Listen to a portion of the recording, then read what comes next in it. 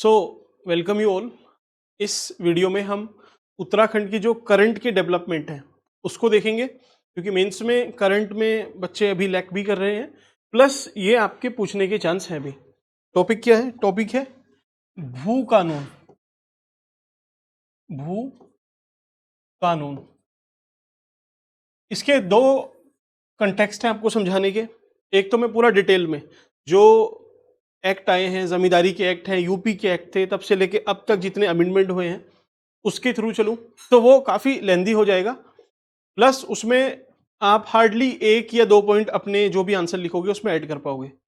दूसरा है, आपको क्वेश्चन आंसर फॉर्मेट में दे दूं मैं, जैसे कि भाई इसके क्या पॉजिटिव नेगेटिव होंगे, या फिर ऑलमोस्ट यही क्वेश्चन है, फायदे पूछ लेगा, क्या चैलेंजेस आएंगे वो पूछ लेगा, भू कानून की मांग क्यों है वो पूछ लेगा, है ना। तो बस इतना सही है। बाकी पूरा अगर आपने लैंड रिफॉर्म समझना है तो आप बता देना मुझे, सारा इस पे चीजें तैयार है। बट हाँ, पूछने वाला जो है पहले मैं आपको वही कराता। देखिए, भू कानून की डिमांड है क्यों, तो एक बार स्टैटिक समझ ले थोड़ी सी। उत्तराखंड में लगभग 86%, इतने परसेंट ये माउंटेनियस रीजन है ना, और 14% प्लेन है। ठीक है, ये आंकड़ा आपको पता होना चाहिए। इस आंकड़े से थोड़ा सा आगे बढ़ते हैं। एक डेटा और है कि उत्तराखंड में जो टोटल लैंड है उस लैंड पे लगभग मोर देन 60%, लगभग 63% वन भूमि है। ये जमीन का आंकड़ा है, वन है। और 18%, 18% क्या है यहां पर, ये बंजर भूमि है ना, बंजर है। तो 63 और 18 कितना हुआ, 71 और 81% हुआ। अब बचा अपने पास 19%। इस 19 में से आप लगाइए मोटा मोटा बस 14% ही है जो एग्रोलैंड है ना। तो एक बार डेटा में आपको कंफ्यूज नहीं होना है, एक मोटा मोटा आपको आंकड़ा पता चला क्या है। अब आते हैं मुद्दे की बात पे। क्या बात है, देखिए, जो लैंड, ये जो भू कानून है इसके पॉजिटिव क्या है, 4-5 पॉइंट में देख लेंगे। 2 3 4 5, बस इतना ही लिखना होता है, इससे ज्यादा लिखना भी नहीं है, काम भी नहीं आएगा आपके। तो काम की चीज देखते हैं। सबसे पहले भू कानून की मांग क्यों है। अभी आज से जब 10-12 साल पहले मैं रहता था देहरादून में, तब भी प्रॉपर्टी के रेट बहुत हाई थे, और आज अगर आप जाके वहां देखोगे तो ऑलमोस्ट डबल तो हो ही चुके हैं। और ये डेटा भी बोलता है, क्या बोलता है, कि जो रेट है ना प्रॉपर्टी के, ऑलमोस्ट 50% बढ़ चुके हैं अकॉर्डिंग टू वेरियस रिपोर्ट। ये कोई ऑथेंटिक डेटा कहीं पे ऐसा मेंशन है वो नहीं है, लेकिन हाँ, ये अलग अलग रिपोर्ट्स ऐसा दावा करती हैं कि 50% से ज्यादा वहां पे रेट बढ़ चुके हैं। ठीक, कितने टाइम में, पिछले 10 सालों में। तो मुझे ही रेफरेंस समझ लेना आप। और 50% बढ़ चुके हैं। अब इससे नुकसान क्या है, नुकसान इससे ये हुआ कि जो लोकल थे, जो उत्तराखंड के लोकल लोग थे, जो पहाड़ पे रहते थे, वो शहर में आना चाहते थे, अब वो वहां पे लैंड परचेज कर नहीं सकते, क्योंकि लैंड की रेट काफी ज्यादा हाई है। होगा क्या, बाहर के जो लोग हैं, बाहर से मतलब दिल्ली से, यूपी से, कहीं से भी लोग आएंगे, वहां पे लैंड परचेज करेंगे, अपना बढ़िया लाइफस्टाइल जिएंगे, और जो वहां का एनवायरनमेंट है उसको भी थ्रेट करेंगे, प्लस जो रेट है वो भी बढ़ जाएंगे। तो गरीब, चाहे वो देहरादून ही नहीं, उत्तराखंड से कहीं का भी हो, वो लैंड के रेट को अब अफोर्ड नहीं कर सकता, जमीन नहीं खरीद सकता शहर में। लेकिन बाहर से लोग आके खरीद सकते हैं। तो ये एक बड़ा चैलेंज था। ठीक, इसी वजह से यही डिमांड है। वो पूछे ना रीजन क्या है, तो कारण यही है। 1 second, let me check mic work. Rate का एक तो इशू है ना। दूसरा इशू क्या है कि बाहर से काफी ज्यादा लोग आ चुके हैं, तो जो कल्चरल प्रैक्टिसेस हैं, या कल्चरल प्रैक्टिसेस हैं उत्तराखंड की, जो वहां का लोकल कल्चर है, एक यूनिक कल्चर है, उसको ये थ्रेट पहुंचा रहे हैं, है ना। बाहर के आ जाएंगे तो एक तरह से इंटरमिंगलिंग हो जाएगी, और जो लोकल कल्चर है वो कहीं ना कहीं हाशिए पे चला जाएगा, जो हमें दिखता भी है। अभी आप जो उत्तराखंड के फोक सॉन्ग है, पहाड़ पे, जौनसार में, कुमाऊं में, गढ़वाल में, वो आप देखना धीरे धीरे कम हो चुके हैं, और जो भी नोटियाल हैं इनके सॉन्ग ज़्यादा वहाँ पे चलने लगे हैं कहीं भी। तो एक तरह से ये इम्पैक्ट पड़ा है, इसको आप चाहे पॉजिटिवली लो या निगेटिवली लो, लेकिन इम्पैक्ट तो है, थ्रेट है लोकल कल्चरल प्रैक्टिसेस को।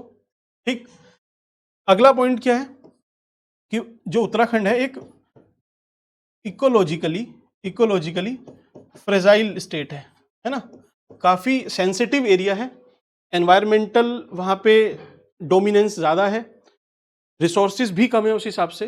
तो जो लिमिटेड रिसोर्स हैं उत्तराखंड के, उस पर बर्डन ज़्यादा पड़ता है। तो उस बर्डन की वजह से जो वहाँ का एनवायरमेंटल डिग्रेडेशन होता है और इवेंचुअली जो आपदाएं आती हैं वो किसको झेलनी पड़ती है, वो उत्तराखंड के लोकल लोगों को जो ऊपर पहाड़ पे रह रहे हैं। तो ये भी एक वैलिड कंसर्न है। फिर अब थोड़ा सा रेशनैलिटी पे आएंगे कि जैसे हिमाचल प्रदेश है ना, हिमाचल प्रदेश है, JNK है, सिक्किम है, नॉर्थ ईस्ट है। तो ये जितने भी स्टेट हैं, किसी को तो आर्टिकल 371 ने प्रोटेक्शन दिया हुआ है, किसी के अपने लैंड रिफॉर्म एक्ट है। जैसे उत्तराखंड का, सॉरी हिमाचल प्रदेश का लिख देना, टेनेंसी लैंड रिफॉर्म एक्ट 1972। ये आउटसाइडर को एक तरह से डिस्करेज करता है, रेस्ट्रिक्ट करता है वहाँ पे कोई भी लैंड परचेज करने के लिए। और इवन ये तो इतना टाइट है कि जो हिमाचल प्रदेश के लोकल के लोग हैं, रेजिडेंट भी हैं, वो भी वहाँ की जो एग्रो लैंड है उसको परचेज करने में बहुत ज़्यादा हर्डल फेस करते हैं, नहीं कर सकते ऑलमोस्ट। तो आप इसका मेंशन कर सकते हो कि जब अदर पहाड़ी स्टेट को है तो भाई उत्तराखंड को क्यों नहीं है ये राइट। ठीक, एक पॉइंट और बचता है इसमें, इनइक्वालिटी का। इनइक्वालिटी कैसे, जो बाहर से लोग आएंगे, वो लैंड खरीदी, उन्होंने होटल बनाया, तो जो उनकी रेवेन्यू थी और ज़्यादा बढ़ने लगी, वो और रिच होने लगे। लेकिन जो पुअर है, जो उत्तराखंड के हैं, लोकल के लोग हैं, जो अफोर्ड नहीं कर सकते थे, तो वो पहले तो अफोर्ड नहीं कर पाए, प्लस और ज़्यादा वो गरीब हो गए, वो वहीं पर नौकर बन के रह गए। तो एक जो इनकम डिवाइड है वो बढ़ जाएगी। इस वजह से जो इनइक्वालिटी है, वेल्थ इनइक्वालिटी है, वो भी बढ़ जाएगी। ये 5 पॉइंट है। ठीक, अच्छा आपने इंट्रोडक्शन का क्या करना है, तो इंट्रोडक्शन में एक्सप्लेन कर देना कि भू कानून क्या है। भू कानून क्या है, सिंपली कि जो उत्तराखंड की लैंड है वो नॉन रेसिडेंट या फिर जो आउटसाइड स्टेट के हैं उनको ट्रांसफर नहीं किया जाना ही एक तरह से लैंड रिफॉर्म है। उसके लिए जो भी सख्त कानून है उसके उपयोग से आउटसाइडर को लैंड परचेस नहीं की जानी देनी चाहिए, ऐसा कुछ है। ठीक, आप अपनी लैंग्वेज में बना के लिख देना। मतलब यह है कि अगर कोई यूपी से है और वो उत्तराखंड में जाके लैंड खरीदना चाहे तो उसको भाई लैंड नहीं खरीदने देंगे, ऐसा ऐसा कुछ है। इसको अपनी लैंग्वेज में कन्वर्ट करके लिख देना इंट्रोडक्शन में। ठीक है, हाँ, जिसको इशू आए कि भाई नहीं बन पा रही लैंग्वेज, तो सिंपली लिख देना कि जो भू कानून की डिमांड है ये कोई अब की नहीं है, जब सेपरेट स्टेट की डिमांड की थी तब से ये चली आ रही है। हाँ, प्रेजेंट टाइम पे ड्यू टू वेरियस कंसर्न, जैसे इनमें से कुछ भी लिख देना, उसकी वजह से इसकी इंटेंसिटी, डिमांड की इंटेंसिटी और बढ़ चुकी है। और सीएम ने भी प्लस जो गवर्नमेंट ने भी, उसने भी अश्योर किया है कि हम एक भू कानून लेके आएंगे। तो बस ये इंट्रोडक्शन दिया, फिर लिख देना कि क्यों जरूरत है या फिर इसके क्या फायदे हैं। 5 फायदे लिख दिए। अब नुकसान पे आते हैं। नेगेटिव क्या है, ठीक है, नेगेटिव भी तो है ना। एक वीक पॉइंट बताता हूं आपको, ज्यादा स्ट्रॉन्ग पॉइंट नहीं है, वीक है। अभी मैंने बोला था कि कल्चरल प्रिजर्वेशन होगा, लेकिन इंडिया में जो कल्चरल डाइवर्सिटी है, मीन्स अलग अलग लोग, अलग अलग विचार, थॉट्स, आइडियाज आते हैं, अब वो आने बंद हो जाएंगे उत्तराखंड में। तो एक चैलेंज कल्चरल डाइवर्सिटी का भी होगा, इसको नुकसान पहुंचेगा। ठीक है, क्योंकि उत्तराखंड भी तो बाहर से कुछ ना कुछ सीखता है, बाहर के लोग आते हैं, तो ऐसा थोड़ी सब बुरे हैं, अच्छे लोग भी हैं, उनका अच्छा कल्चर सीखने को मिलता है, कल्चर इंटरमिंगलिंग होती है। तो इस वजह से ये एक पॉइंट है। दूसरा, अभी वहां पे ऑलमोस्ट आप समझना जो जॉब क्रिएशन है वो उसको एक बहुत बड़ा डेंट पहुंचेगा। क्यों, मैं आपको बताऊं, जो टूरिज्म सेक्टर है वो ऑलमोस्ट 20 to 25%, सॉरी 25 से शायद 30% है, इतना कंट्रीब्यूट करता है जीडीपी में उत्तराखंड के। ठीक, अब कल मैंने आपको बताया भी था, जो इन्वेस्टर सबमिट हुई थी, कि उत्तराखंड गवर्नमेंट बोल रही है कि हम 30% एडिशनल जॉब क्रिएट करेंगे थ्रू इन्वेस्टमेंट, जो आया था अभी ग्लोबल इन्वेस्टर समिट में जो लास्ट ईयर हुई थी। अब अगर आप किसी को लैंड खरीदने नहीं दोगे तो एक तरह से वो डिस्करेज होगा कि भाई ठीक है, यहाँ पे जब लैंड खरीदने ही नहीं दे रहे तो मैं इन्वेस्टमेंट करूँ कहाँ, तो इन्वेस्टमेंट नहीं आएगी। तो अगर वहाँ पे टूरिज्म की कुछ अपॉर्चुनिटी डेवलप होनी थी, सपोज होटल्स ही बनने थे कहीं पे, वो होटल्स नहीं बनेंगे, तो होटल्स बनाने में जो लेबर लगती उनको नौकरी नहीं मिलेगी। होटल बन के तैयार हुआ तो जो लोकल वहाँ के मैनेजर होंगे, जो स्टाफ होंगे, उनको भी नौकरी, उनकी नौकरी भी एक तरह से वो खत्म हो गई। इस कानून से ऐसी पॉसिबिलिटी है ना, इसमें ना आप डील करना, ऐसा हो सकता है, ऐसी चिंता है, मे बी, मस्ट मत लिखना कहीं भी, एजम्पशन पे लिखना है ना।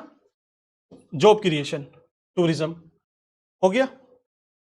नेक्स्ट पॉइंट है अपना, एक दो तीसरा पॉइंट, देखिए टूरिज्म को तो डेंट पहुंचा ही, एक पॉइंट चलता है कि माइग्रेशन इससे रुक जाएगा, तो माइग्रेशन रुकेगा नहीं, माइग्रेशन और ज्यादा बढ़ जाएगा। अब आप पहाड़ पे सोचो, लोकली किसी बाहर के व्यक्ति ने एक होटल बनाया किसी गांव में, ठीक, तो उस गांव में जो होटल था वहां पे लोकल काम करते, तो जो लोग 10 लोग भी उस होटल में काम करते सपोज, अब उनको वो काम नहीं मिलेगा, तो वो क्या करेंगे, माइग्रेट करेंगे। माइग्रेट करके कहाँ आएंगे, देहरादून आएंगे। भाई देहरादून में भी कोई इन्वेस्टमेंट नहीं है, तो देहरादून से बाहर जाएंगे, कहाँ, दिल्ली, कहीं और अदर स्टेट जाएंगे। तो इससे एक तरह से आउट माइग्रेशन बढ़ेगा, है ना। ये एक डेटा भी है कि लगभग 50% जो उत्तराखंड के गांव थे वहां पे स्टैग्नेंट पॉपुलेशन है, मींस जितनी उनकी पॉपुलेशन थी वो उतनी ही है, बढ़ नहीं रही है। तो क्या हो रहा है भाई, पॉपुलेशन तो बढ़ रही है लेकिन लोग माइग्रेट करके कहीं और चले जा रहे हैं। उसका एक मेन रीजन है कि वहां पे इन्वेस्टमेंट नहीं होती। तो अगर वहां पे अभी तक इन्वेस्टमेंट नहीं हुई, इस वजह से माइग्रेशन को इतना बड़ा चैलेंज फेस करना पड़ा है, तो फिर से पड़ सकता है।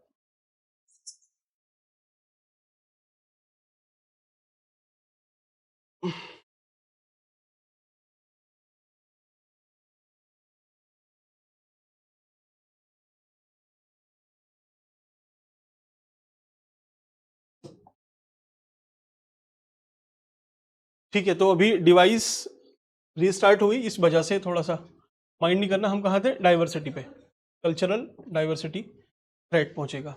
दूसरा मैं आपको बोल रहा था, टूरिज्म। टूरिज्म में देखिए लगभग 25 से 30% कंट्रीब्यूशन है टूरिज्म का उत्तराखंड की जीडीपी में। ठीक है, 1 सेकेंड, ठीक है, इतना कंट्रीब्यूशन है टूरिज्म का। तो अब यहाँ पे जो इन्वेस्टमेंट आएगी वो नहीं आ पाएगी, क्योंकि लोगों को जब मिलेगी ही नहीं जमीन तो वो क्यों इन्वेस्ट करेंगे, इन्वेस्ट नहीं करेंगे। तो सपोज कहीं पे एक होटल बनना था किसी गांव में, वो होटल नहीं बनेगा, वो होटल नहीं बनेगा तो वहाँ के जो 10-20 लोग उस होटल में काम करते उन्हें काम भी नहीं मिलेगा। जो खाना बनाते, कुक थे, शेफ थे, तो उन सबका भी एक तरह से काम खत्म हो जाएगा या फिर जॉब क्रिएट नहीं होगी। अभी ग्लोबल इन्वेस्टर समिट में मैंने आपसे कल बताया भी था वीडियो में, गवर्नमेंट का टारगेट है कि हम 30% एडिशनल जॉब क्रिएट करेंगे, लेकिन इस भू कानून से हो सकता है इसको भी एक डेंट मिले। ठीक, चलिए ये बात तो आपकी समझ में है। एक जो और रीजन है वो है वेल्थ एप्रिसिएशन। एप्रिसिएशन मीन्स क्या, ठीक है लैंड के रेट नहीं बढ़ रहे हैं, ज़्यादा नहीं बढ़ रहे हैं, लेकिन इन्फ्लेशन तो उतनी ही बढ़ रही है ना, ग्रोथ रेट भी उतनी बढ़ रही है। तो अगर उत्तराखंड में बाहर के लोग ज़मीन नहीं खरीदेंगे तो उत्तराखंड में लैंड के रेट बढ़ेंगे नहीं। अगर लैंड के रेट बढ़े नहीं तो उससे क्या होगा, जो एक नेचुरल जो ऑर्गेनिक एप्रिसिएशन होता है लैंड में, मीन्स हर साल आपके चाहे 10,000 की कीमत बढ़े, 20,000 की बढ़े, 30 की बढ़े, क्योंकि इन्फ्लेशन बढ़ रही है, वो नहीं बढ़ेगी। तो जो लैंड ओनर है उनको एक तरह से वेल्थ क्रिएशन में प्रॉब्लम आएगी, वेल्थ क्रिएशन में, है ना। क्योंकि जो उत्तराखंड के लोकल के लोग हैं उनको तो धक्का पहुंचेगा ना, कि कोई ज़मीन है किसी की देहरादून में, लेकिन वो उसको पर सेल करेगा तो किसे करेगा, खरीदने वाले हैं ही नहीं, तो कीमत कम लगेगी उसकी। तो जो वो उस पैसे से कहीं और इन्वेस्ट करके अपनी जो भी उसकी इकोनॉमिक प्लानिंग थी उसको अचीव कर सकता था, अब शायद नहीं कर पाए। ठीक है, तो वेल्थ एप्रिसिएशन में एक धक्का लगेगा। कल्चरल हो गया, टूरिज्म हो गया, वेल्थ एप्रिसिएशन हो गया। अगला है अपना ब्यूरोक्रेटिक, लिख देना, ब्यूरोक्रेटिक हर्डल्स या फिर एडमिनिस्ट्रेटिव प्रशासनिक चुनौतियां। ये क्या है, अभी हिमाचल प्रदेश में ये एक्ट लागू है, काफ़ी स्ट्रिक्ट है वहाँ पे। लेकिन अब अगर वो उत्तराखंड में आ भी जाएगा तो हिमाचल प्रदेश में भी ऐसा ऑब्जर्व किया गया है कि वहाँ भी थोड़े से लूप होल्स हैं, जिसकी वजह से वहाँ पे लैंड कोई भी परचेज कर सकता है थ्रू डिफरेंट रूट्स, है ना। तो उसके लिए क्या है, आप घूस खिलाओगे, पैसा खिलाओगे, तो एक तरह से रेड टैपिज्म बढ़ेगा और इससे क्या होगा, जो इन्वेस्टमेंट था जो कहीं आता वो भी एक तरह से डिस्करेज होगा। तो 1 2 3 4 पॉइंट लिख दिए आपने, आप चाहें तो यहीं से इसको कंक्लूड कर सकते हैं। अच्छा, एक चीज और आपको थोड़ा सा एक लूप होल्स के बारे में बताता हूं। उत्तराखंड में ऐसा नहीं है कि भू कानून नहीं है, वहां पे भू कानून है, लेकिन उसमें क्या है कि जो ग्राम सभा है, ग्राम समाज है या एग्रीकल्चर लैंड है, उसको कोई परचेज नहीं कर सकता। लेकिन इसके लिए एक कंडीशन लगाई हुई है सरकार ने कि बशर्ते वो क्षेत्र म्युनिसिपल काउंसिल या म्युनिसिपल कॉरपोरेशन और कैंटोनमेंट एरिया नहीं हो। तो अब सरकार क्या करती है, कोई ग्रामीण क्षेत्र है उसको पहले काउंसिल बना देगी, काउंसिल डिक्लेयर कर दिया, तो अब उसकी जमीन को कोई भी खरीद सकता है, वहां पे जमीन खरीदता है और फिर से जो उसको खेल खेलना है खेल खेल के चला जाता है। तो ऐसा सा कुछ होता है अभी भी। तो ये लूप होल्स जो हैं ये तो आगे भी रहेंगे, ऐसा नहीं है कि खत्म हो जाएंगे।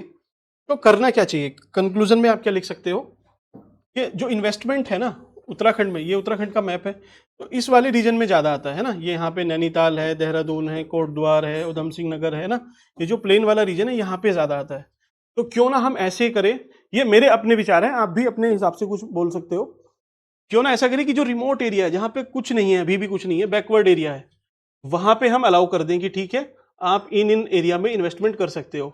अगर यहाँ पे सपोज होटल्स या फिर और इंफ्रा के प्रोजेक्ट कोई लगाता है इन्वेस्टमेंट, सरकार उसको सब्सिडी भी दे, तो इस एरिया का डेवलपमेंट हो जाएगा, होना ही है ऑब्वियसली। ठीक है, और यहाँ पे जो लैंड रेट इतने हाइक कर रहे थे वो हाइक भी नहीं होंगे, क्योंकि यहाँ पे सरकार मना कर दी कि यहाँ पे कोई आउटसाइडर लैंड नहीं खरीद सकता देहरादून या फिर इस प्लेन रीजन में। ठीक, ये भी सही नहीं लगे तो आप लिख देना कि जो लीज है ना, जो भाड़े पे देते हैं वो जमीन, उसका टेन्यूर बढ़ा दो। ऐसा नहीं कि 10-20 साल, 50 साल तक दे दो, ताकि एटलीस्ट जो इन्वेस्टर है वो एश्योर हो जाए कि ठीक है मेरी 50 साल तक लैंड है, मुझे जो भी इसमें इन्वेस्टमेंट करनी है मैं कर सकता हूँ। दूसरी तरफ जो लोकल्स हैं उन्हें डर लगता है कि हम भूमिहीन हो जाएंगे, तो भूमिहीन भी नहीं होंगे, उनके पास भी सर्टिफिकेट रहेगा कि नहीं भाई लैंड आप ही की है, 50 साल बाद आपको मिल जाएगी। तो ये अपना टॉपिक है, लगभग ये पूरा होता है। इसमें और कुछ नहीं है, सच डेटा ऐसा कुछ है नहीं, एक जनरल सा ऑब्जर्वेशन पूछेगा और आप जो सॉल्यूशन दोगे वो भी पॉसिबिलिटी पे होगा, कुछ कंफर्म अभी भी नहीं है, किसी सरकार को भी नहीं पता है ना। तो ठीक है, बात अपनी खत्म होती है, मिलते हैं आपसे नेक्स्ट टॉपिक पे जो भी